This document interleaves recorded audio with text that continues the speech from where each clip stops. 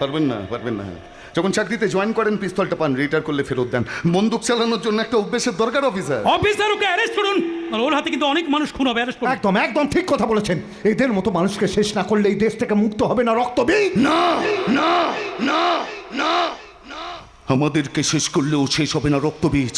যদি সত্যি শেষ করতে চান তবে তাদের আগে শেষ করুন যারা আমাদের মতন রক্তবীজদের জন্ম দিচ্ছে। কাদের কথা বলছিস? যারা সাদা পেপার জমা দিয়ে টেট পরীক্ষায় পাশ করছে।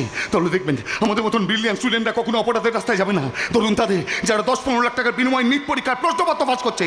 তাহলে আমাদের মতো ছেলেদের ভবিষ্যৎ নষ্ট হবে না। আমরা কখনো অপরাধী হব না। আর দেখবেন এই রক্তবীজদের আপনাদের সরাতে হবে না অফিসার। এই রক্তবীজরা আপনা আপ এই পৃথিবী থেকে চলে যাবে অফিসার, আপনা আপ এই পৃথিবী থেকে চলে যাবে।